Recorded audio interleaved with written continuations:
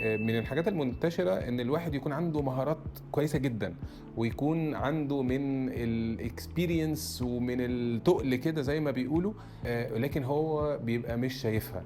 وتظهر بقى امتى؟ اما يبدا يقول ان هم طلبوا مني تاسك معينه، او خلاص ايه ده انا اترقيت، ويبقى مش شايف المهارات اللي هو فيها خالص.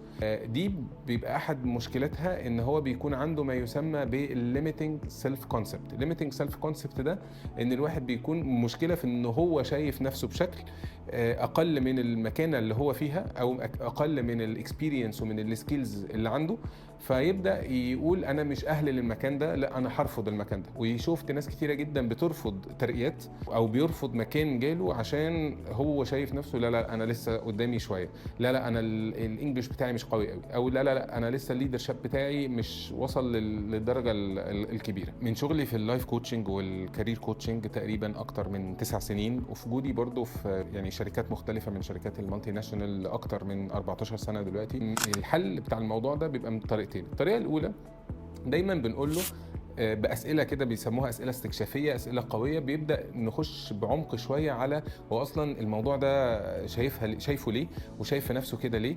وبنبدا بقى نعزز، بيبقى في تمارين كده اسمها تمارين توكيد الكونفيدنس وتوكيد الذات وتوكيد المهارات. ان هو اصلا هي الشركه بتاعتك والمدير بتاعك ليه اصلا حاطك في مكان زي كده؟ طب قول لي على امثله انت قدرت تتخطاها من مشاكل ومن تحديات وفعلا نجحت. فالاجابه دي رغم ان هو بيبقى عارفها، ولكن هي مش بتبقى اون توب اوف هيز مايند. بيبقى الليميتنج سيلف كونسبت هو اللي مسيطر شويه، وهو اللي مخليه مش قادر ان هو يطلع بره القيود اللي بتبقى عنده. فبتبقى دي النقطه الاولى او الطريقه الاولى اللي هي تمارين التوكيد. النقطه الثانيه بيبقى هي تمارين القياسات.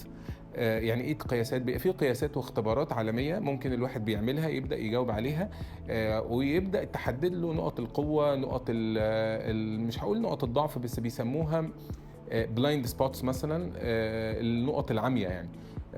فما بتبقى موجوده بشكل ما وبيشوفها مكتوبه، وبيشوف التيست نفسه اللي عمله، التيست نفسه اللي عمله، او الاختبار اللي عمله، او القياس اللي عمله، بيقول لك والله ده انت قوي في الحته الفلانيه.